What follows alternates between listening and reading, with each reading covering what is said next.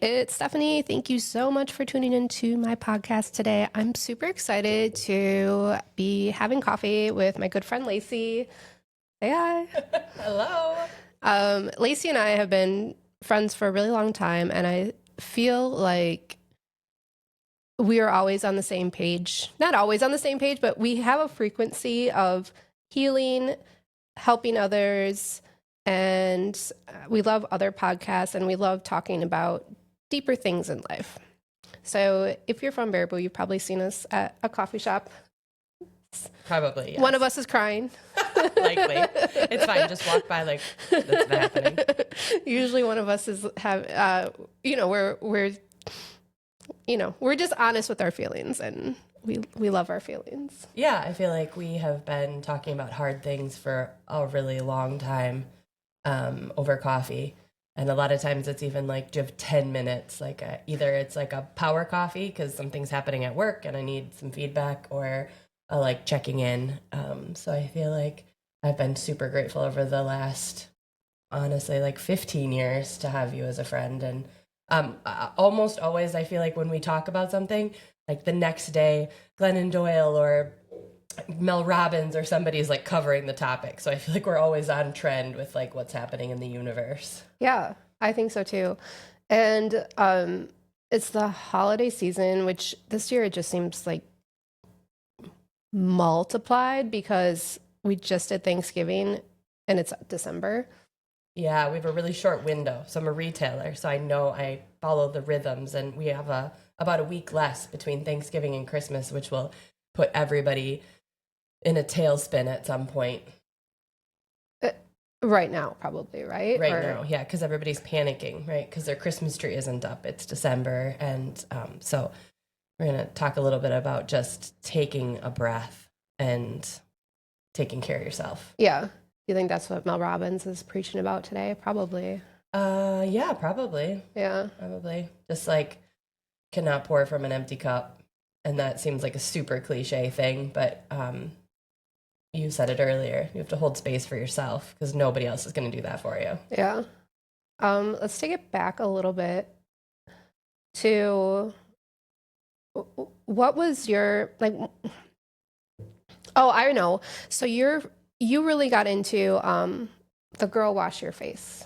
Oh yeah, Rachel Hollis. Was she kind of like your impetus to like start feeling the feelings, talking about your feelings, or do you know when that kind of? Yeah, that was in 2019. I went to Rachel Hollis had one business development conference.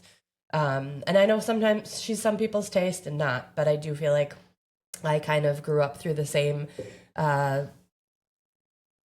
epiphanies, same path that she did. So I was in a pretty hard season. I had some family stuff going on. There was some addiction stuff. My marriage was kind of a shit show. I had just had a friend that had passed away. And I also had a business where I employed 25 women, and I did not love the way I was showing up every day for anybody in my life, quite honestly, but especially me.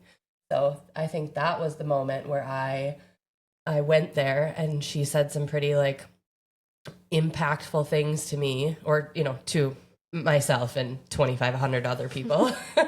But one of them was, nobody's coming to save you. Like it's you are the only person who's going to show up and take care of you, because there's no knight in white armor and a horse that's coming to save you. You're it. And the other thing was literally take small or giant, but steps every single day to create the life that you want. We get so busy every day in the right now, right? The tree, the leading up Thanksgiving, the everything. So what is one thing you can do today to create the life that you want?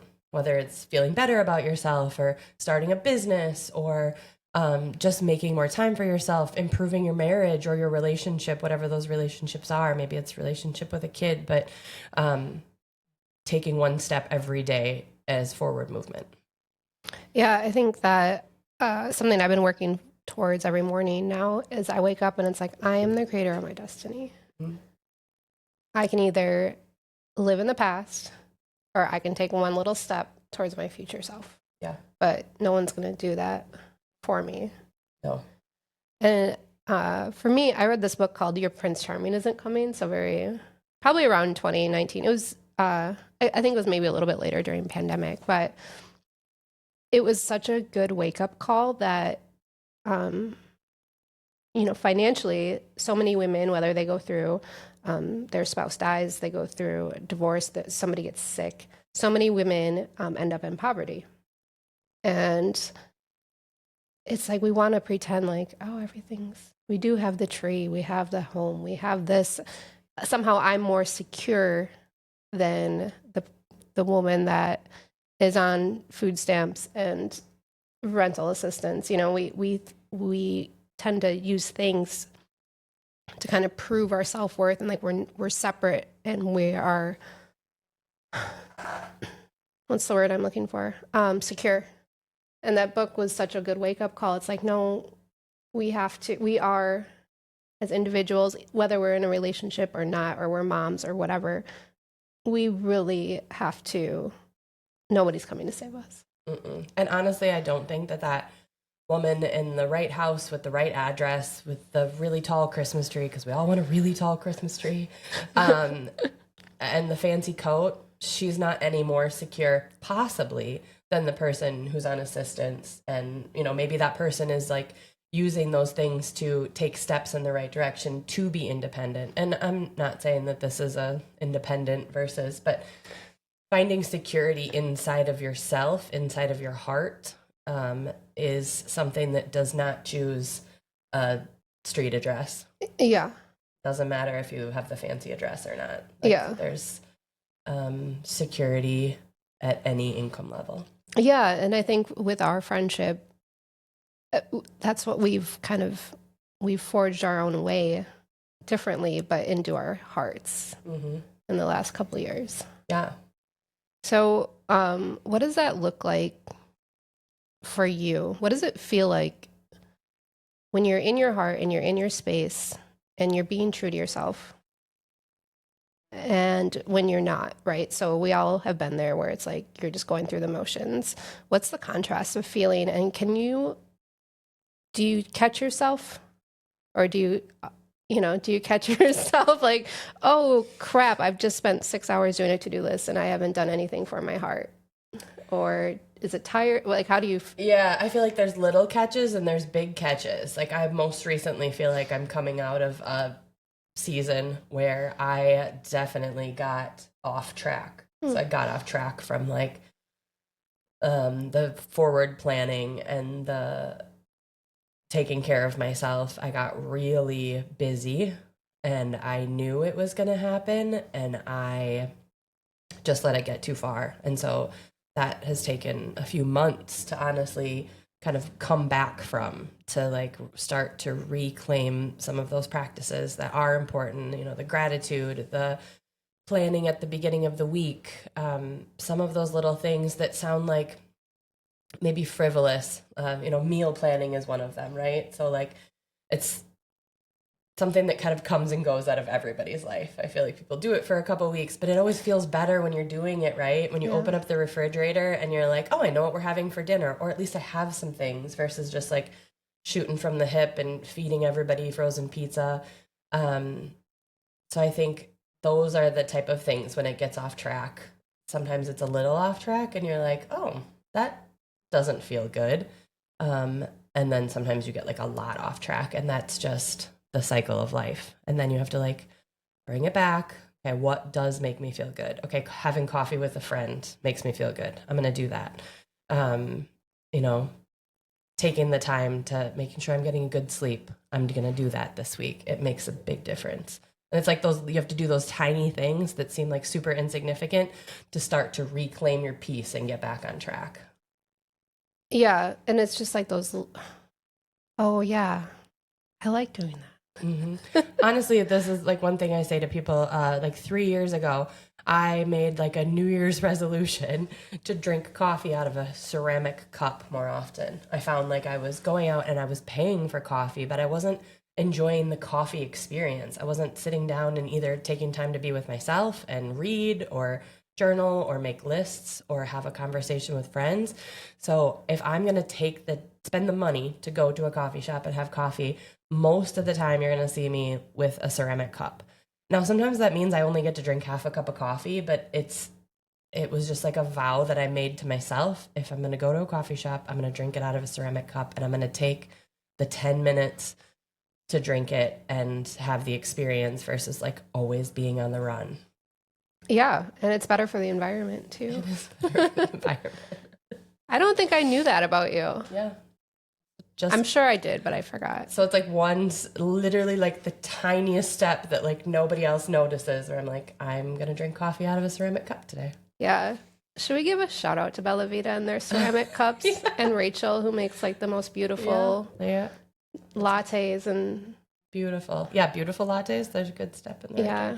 We have a lot of good coffee shops, but I just feel like Bella Vita is its own magical.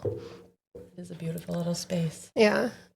Random question. Do you have a favorite Hallmark movie? Do you have one that you have to watch every year or Hallmark movie or Christmas movie? I suppose we could say Christmas. I mean, they pretty much all have the same plot. Mm-hmm. So a lot of times I watch Hallmark movies for like the inspiration, like as I'm headed into the holiday season, because I do have a retail component of my life. In October, I'm like, better watch some holiday movies to like get my brain zhuzhed up. Yeah, they got the decor game. The decor game is on point. So yes, I don't think that I have a favorite one. No. Anyone that involves a prince, it's always magical. Always fun to live in a castle. There was one I watched last year that I really loved, and regardless of religion or anything, but she made prayer bracelets, and they were beads. So you're supposed to like remind yourself of all the things grateful. Maybe it was a grateful thing, but yeah, you just go around and you say what you're grateful for. Yeah, and of course, like her husband had died, and she was losing her home. And then the whole town rallied together to create these bracelets, these gratitude bracelets. It's a great idea. I know, and it obviously like stuck with me, but it was really sweet that just that remembering, especially of course during this time of year, the things you're grateful for. So what are some of the things you're grateful for? Well, I think before I head into what I'm grateful for, I do think that is important, right? Gratitude, because things do get so hard. And again, it doesn't matter who you are this time of the year, there's just so much more pressure. Yeah. So finding gratitude or doing things that bring you joy, maybe more importantly for me. Like I am grateful for you. And that sounds very cliche, but I feel like we have worked through some monumentous family, work, money things over the years, and without judgment. Yeah. So that's been we worked through my divorce. Yeah. We worked through our business stuff. Tons of business. We worked through challenges. A lot of family dynamics. Yeah. The hard stuff that we worked through, codependency. I think, did we both read Codependent No More? Yeah. Mm-hmm. Yeah. She just did a podcast, Melanie Beatty just did a podcast with Glennon Doyle. It's definitely a listen. Really? Just a new one. Yeah. Yeah, we were both painfully codependent. Yeah. If you don't know what that is, you should look it up and just start doing the work. And if you don't think you are, you totally are. If you're the type of person that knows how to fix everybody's life and also takes the steps to do that for them, without them asking, you are codependent. Yeah. I don't know where I was going with that, but yeah, we have gone through. Yes. Other things that I'm grateful for, honestly, just like doing the hard things. I'm grateful for having the burning desire in my belly to do the hard things, and my husband, which again sounds very cliche, but I do feel like he's stepped into this with me, or at least continued on the ride we have together. But I think that having people around you to support you is so important. And for a long time, I didn't feel that. But when I would listen to podcasts, I always felt like they say you're the 5 people you spend the most time with. So, when I wasn't feeling that connection with other people, I knew I could always like turn on a podcast and I would feel that somebody was listening or understood me. You don't feel crazy anymore. Yeah. Yeah. So it's kind of, or like you're, sorry to cut you off, but like there's always going to be people in your life when you're starting to make changes, when you're starting to prioritize yourself, or you're starting to say, no, I don't think I'm going to do that today. I'll catch up with you later. And not feeling bad about it. There are going to be people who say like, who do you think you are? Like, you're, why don't you've always wanted to do that? And you're like, I have always done it, but I did not want to. Yeah. So that is a very difficult switch when you start to, I mean, honestly, I feel like I said, 2019, it's 2024. So it's been a solid 5 years of literally working every single day to figure out why I am the way I am and who do I want to be, and not feeling guilty about it. So it is not something that happens overnight. If you were looking for a book to read to make a quick change and feel more confident in your choices and your desire to choose yourself, buckle up, because it's a ride. I was actually I heard this today that there's the, when you start that self-discovery process, you have to go so inward, and it's kind of lonely. Really lonely. And people don't understand. And that's part of the journey, and that took me a really long time. And I think I still struggle with that a little bit, with just being okay. And it's okay for me to go silent, and it's okay for me to just go to the dog park. And I know this sounds gross and you're probably going to judge me, but there's times where I just go to the dog park and I pick up other dogs' poops. Because the community thanks you for that. Because it's just so like, my dog, I'm doing something. Yeah. And not everybody can do that. No, not everybody can take their self out, like the selflessness of that. And it's really weird. It's a really weird thing to do that. And I'm just okay. The first time I'm like, what if somebody sees me? Like, they're going to think I don't, but anyways, it's my confession. Yeah. Thanks for being so vulnerable. And just being quiet and not always having to be out and doing things. I'm finally like okay with that, I think. Yeah, this is an inside job. That figuring this out that's another like kind of famous-y quote, like, self-discovery is an inside job. This is not, it's super helpful. And when I said I was grateful for Steph, super helpful to have somebody who is in a similar journey to help you talk about those things. Like when you have a hard situation with a family member or a spouse or a coworker or within yourself, when you're trying to make changes and it's freaking hard. Yeah. Like, this is not the easy path. Trust me. The easy path is just maintaining codependency, and it's not the good path, but this is not easy. And I think you brought up masking I think you used that word for a second. And when you're growing up and you're a people pleaser and you want people to like you, it's so easy to put on that mask of people pleasing. I want you to like me, so I'm going to be super friendly and I'm going to buy the clothes that I think you want me to wear to be accepted, all that stuff. And there is an importance to that's society. Some kind of conformity. Yeah. But it's really important to realize that you have to take that mask off sometimes. Mm-hmm. If you want to lead an authentic version. Yeah. And I think that's the hardest part is when you take that mask off and you look in the mirror and you're okay with who's back there. Yeah. Who's reflecting back to you. and okay with whatever that means to the people who are important to you in your life. Because when you make changes, it automatically changes how their lives. Yeah. And you have to be okay with that. You have to be okay with your relationship with people changing when you say, I don't want to do that. Or I don't think I'm coming to Christmas this year. I would like to do something different with my family, or I would like to do something different for myself. You have to be okay with how that impacts the other people. They might be angry, they might be sad. Those those emotions usually turn the same way. Using those words, using feeling words, but you once you make that decision, the follow through is really the most important part.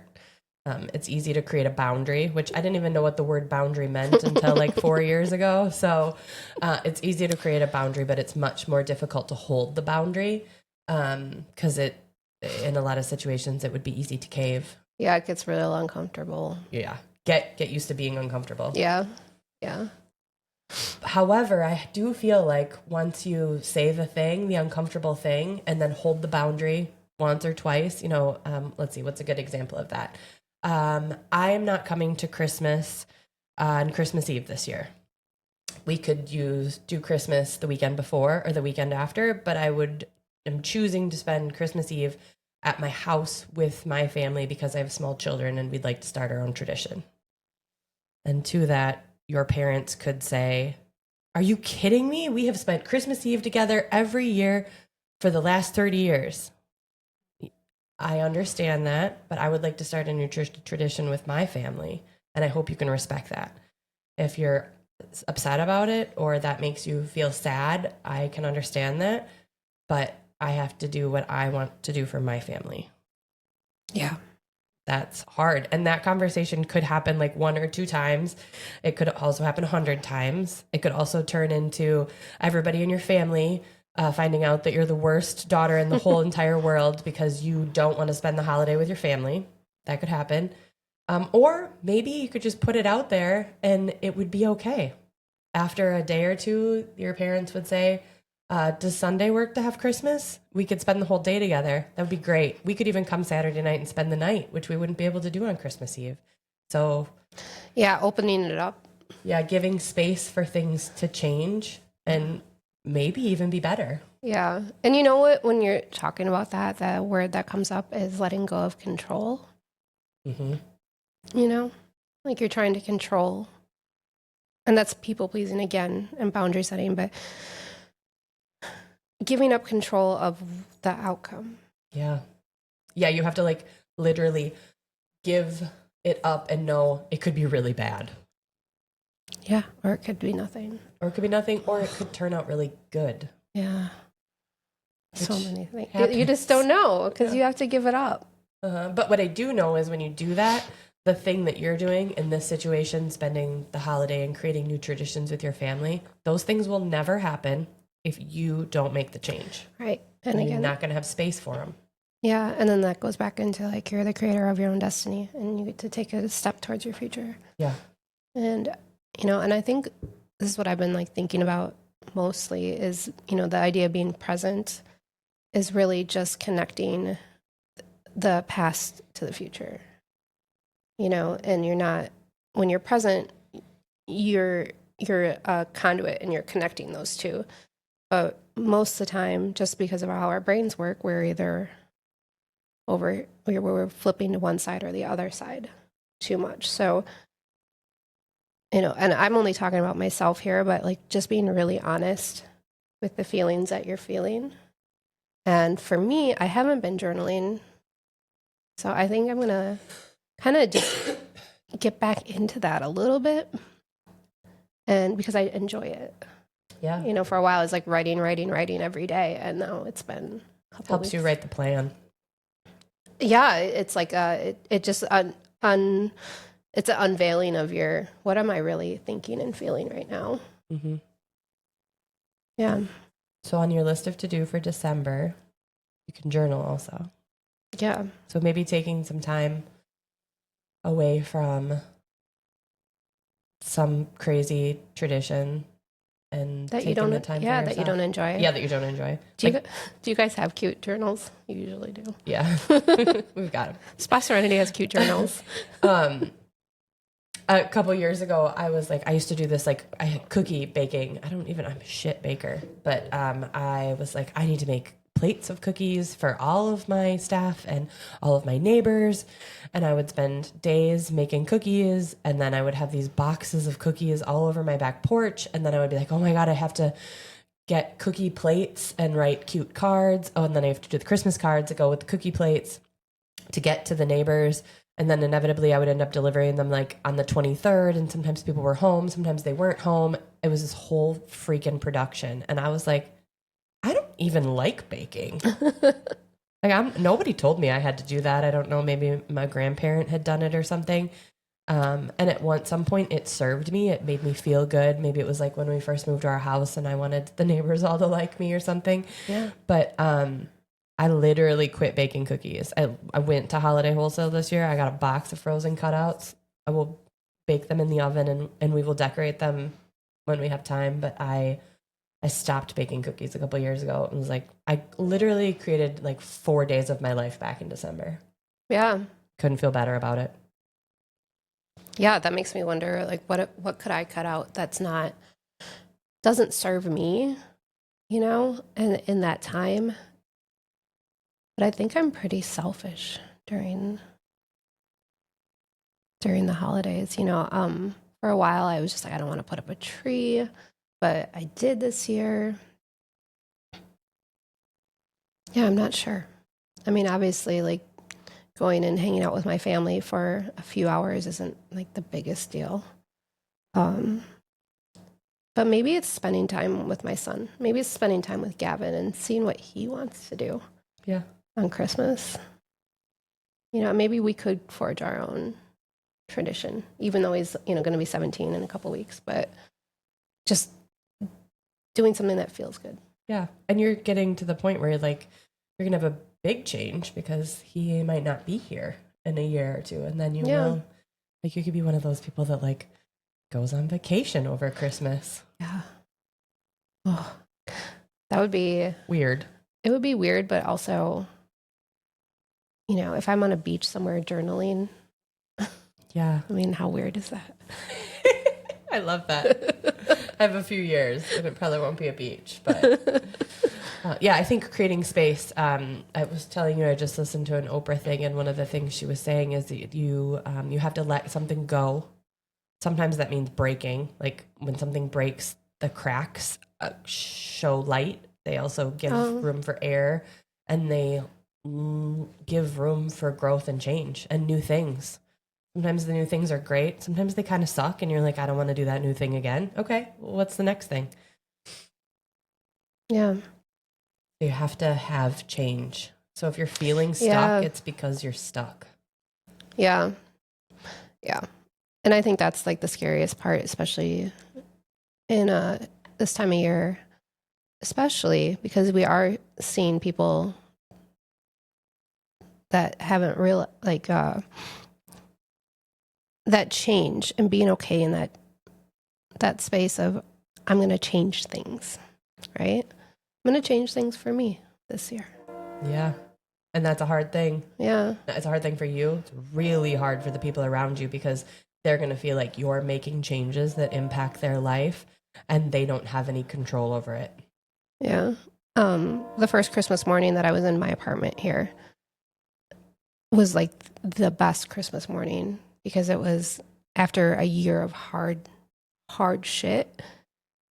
I was just here with Gavin, and he had a little kitten. So we took a picture, and I have it in my bedroom because it was such a powerful moment of serenity, that just like giving up all the control, giving up all the stuff, all the hard things that I've made changes doing, led to that moment of just peace. The sun was shining, and I keep looking over there because I know exactly where we were sitting, and it just felt so good. Yeah. I think that's what's important about that is that there's sometimes literally only like a sliver of peace. sometimes in all of the chaos and all the craziness. And that's probably part of it, is identifying that little sliver of peace. Like, I was so codependent and so like lack of boundaries. I didn't even know what I wanted or what I liked. So I literally had to specifically spend time saying, do I like that? What I feel like right now? Oh, that feeling makes me, I feel unsafe. Oh, this is a familiar feeling and I don't like this. That's where I had to start, was like, what makes me feel good? Does it make me feel good to be in my home? There have been times where it didn't make me, I did not feel safe and at peace in my own home. And so I had to do the things that I needed to do to make changes to make that happen. I was thinking about this morning. A couple of years ago, I was getting an office. I got like a fancy adult office. And Steph had bought me a sign that said my happy place. And she bought it for me to take it to my office. And I never took it to the office because I needed to make my house my happy place. And I looked at it this morning, and it's in like this sun porch that we have, which is where my office is now, which is like where my family comes to like hang out when we're not watching TV. And that is my happy place. But there was a lot of years where it didn't feel like that. Yeah. So I never took that sign to the office. I intentionally left it at my house because I knew that I needed to create that space, whatever it took, in my house. Yeah, I actually talk about that a lot. That security of having the feeling of when you want to make big changes in your life, you have to have a safe place. Yeah, you got to start with the inside job, like safe in your heart, but then also safe in like your immediate surroundings. Yeah, mine was that first big studio in North Freedom. That was the first time I felt in my entire life that I was safe to create. You know, I could lock the door, no one could come in, and I could create whatever I wanted to. Yeah. And that, you know, it's not I'm so grateful for that space, even though it didn't work out in the long run. That was a really big feeling. You can have the biggest house that you want, fanciest house, but if you don't feel safe and secure in it, it's really, you have to find that starting point. And you just said that space didn't work out. It sounds like it actually did. It served its purpose. You know, so that's like the thing. We have things, when we change, we need to make sure that we recognize that we're just leaving a season or a time or a place that's no longer serving you. There's probably a time where it did serve you, or it took you to the next step. And maybe the next step is not having another space. Like in my case with my office, I loved the space, but I just wasn't utilizing it enough. And then I invited other people in to share the space with me. And then it no longer was my space. I was also, so it wasn't that it didn't work out. It was that it served me and it no longer served me. So I let the space go. And then was able to come to my home where I didn't have a safe. So it's like I had to know what it felt like to even know what it felt like. Again, that's why we're same. Yeah, ditto. So there's no like, it didn't work out. It just is the next thing. Whether it's a marriage or a home, office, home, a cup of coffee, a plan to. Yeah, we're so hard on ourselves to just like maintain the status quo. And there's no such thing. Like plants don't just grow and then they're be sunflowers their entire life. Like everything has a season. Sometimes they die and then you buy an artificial plant. That's why I have artificial plants. It's like, I can't handle it. Too much pressure. It's too much There's pressure. a few things I can keep alive and plants are not one of them. And I'm just let that ship sail. Same. Don't feel bad about it. If your neighbor is a great plant person, that's fantastic. You can go over there and enjoy their plants. But you do other things that are special and unique. Right. And I think it's honing in on those and honoring those, especially through the holidays, and then winter here is just exceptionally hard. And it's easy to be like, oh, I wish I was in Florida, or I wish I was here. And it's like, we're here to work on ourselves and do the things. Yeah. I think if you when I think about December and January, the thing that I'm working on is not waiting until January, obviously. Like if you're working on any version of the next version of yourself, it's like you can't wait until January. You need to start doing the things literally today that are going to make you the person that you want to be in January and February and March. And trust me, they will help you get through January, February, and March. If you don't like those months, if you don't have an outdoor sport, or last year we didn't have any snow and it's gray and it's hard, figure out the thing that's going to make it better, whatever that is. And it might not be reasonable for you to go to Florida for 3 months. So you're going to have to figure out what it is that you can control, you can afford, is attainable. Or maybe it's not. Maybe you just think you can't go to Santa Barbara for a month, and then you start thinking about it logistically and you're like, actually, I can make it happen. Everybody in my life is going to judge me, think I'm crazy, think I'm frivolous, think I've lost my mind. But that's what you need to do. And start thinking about those things now. What are you thinking about? Did I tell you this? So I've recently, within the last couple of years, thought that at some point I'd love to have a place up north, and then at some point when I get older and want to retire, that we would retire up north. My husband snowmobiles, my kids love it up north. Like, it's very fun when we go up there with our family and friends. But it did occur to me that before we go buy a house, I probably should spend more than like 4 or 5 days over a holiday up north. So I am thinking about maybe renting a house and spending more time up north to figure out if it is really indeed what I want to do, because I think there's like a 50-50 chance that I could get up there and be like, this is crazy. And I would much rather do that with a little rental payment than a mortgage.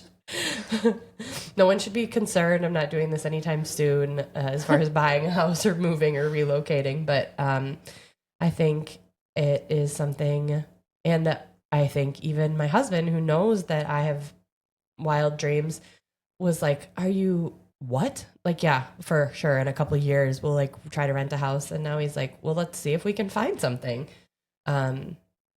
That would be, I feel like I've been talking about taking some kind of sabbatical for probably like 5 years, and have not, I just haven't done it. I've been afraid of what will happen. And obviously I have kids in school, so I have responsibilities.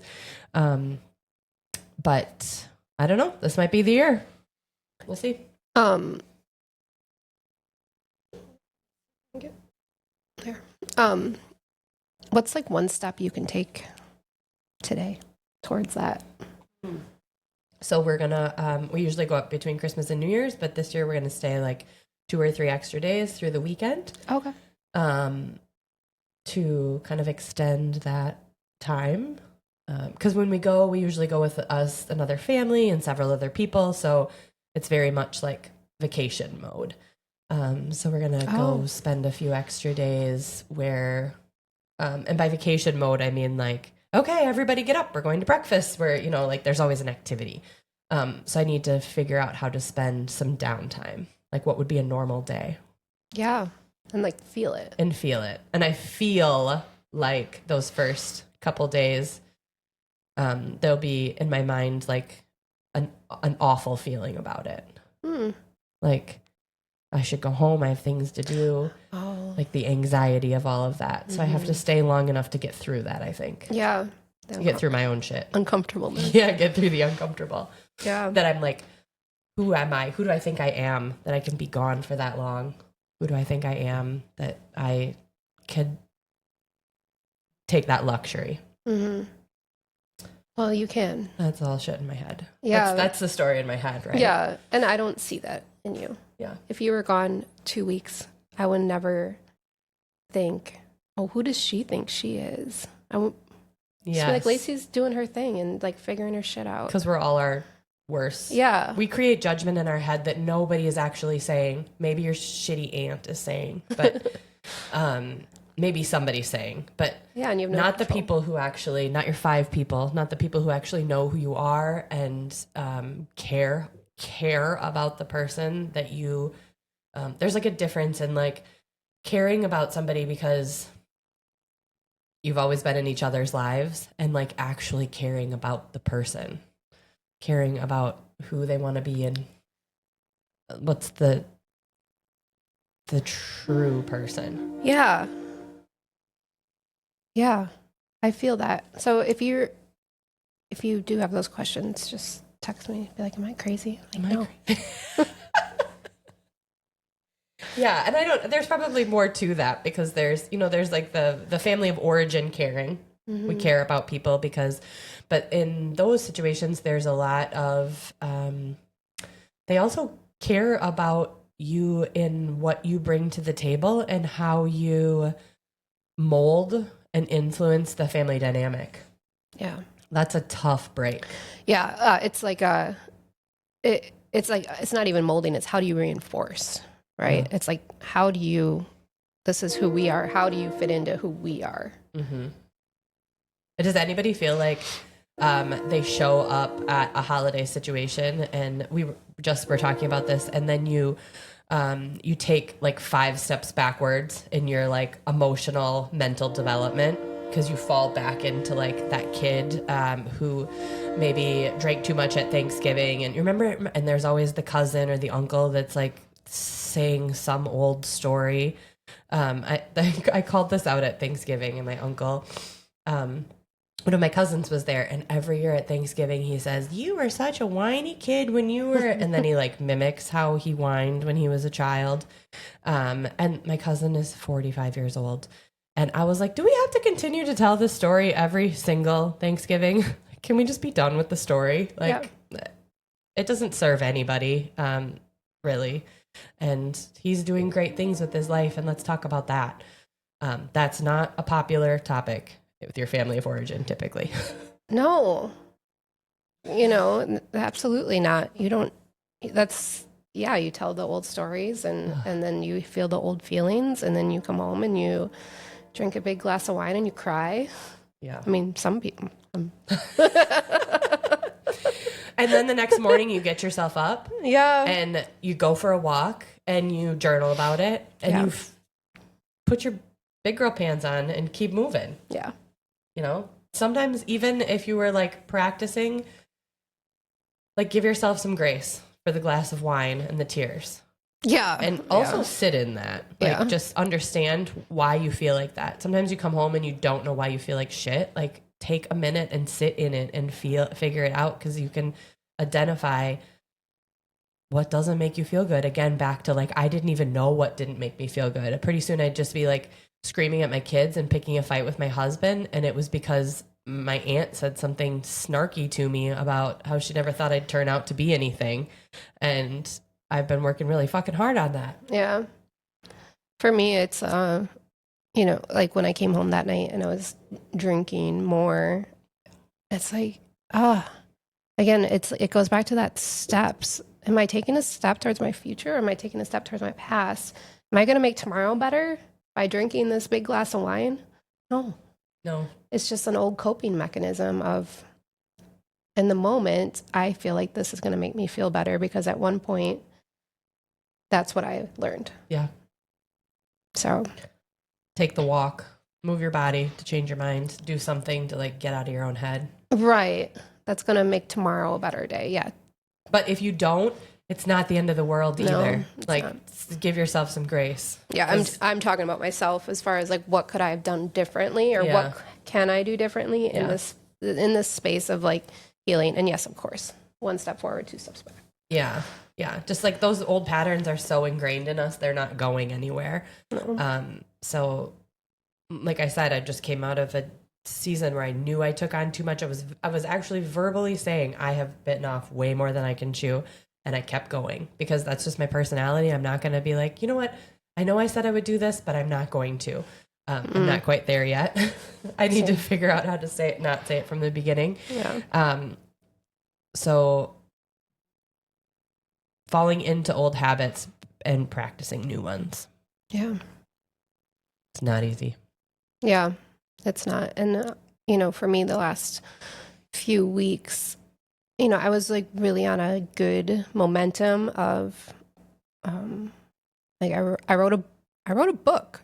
Like I literally wrote a book, and now I'm like in my head, oh, I shouldn't do, who am I to be publishing a book? What are people going to think of me? They're Plain small. the same as you're taking a vacation. Like it's these same feelings that keep coming up, and if I don't address them, which is really good that we're talking about this right now, if I don't address them, they just ruminate. They keep showing up. Yeah.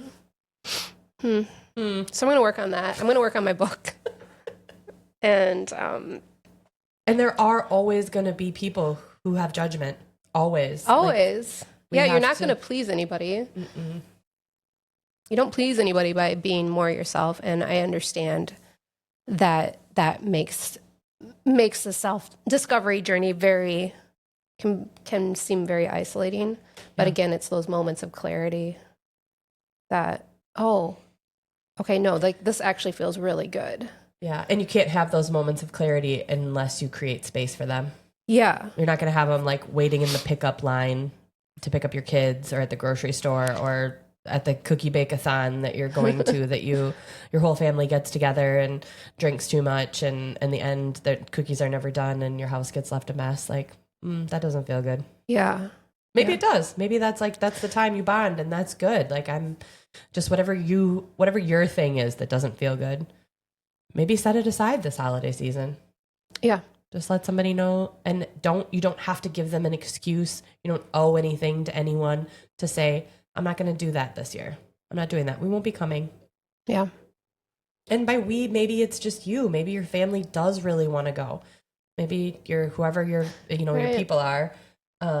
We just had that conversation about like doing what's right for you. And sometimes that means like your kids too. Like, I understand that children are children, and sometimes they just have to do things they don't really like, but also like listening to your kids. If your kids are like really saying that they don't want to participate in some part of a holiday activity because they're exhausted, or they don't like hanging out with those cousins or those friends because they're not nice to them, like maybe just listen to them. Maybe there's something there. Maybe not. Maybe they're just having a bad day and you all got to go and whatever. But the kids speak the truth. They do. And they mirror.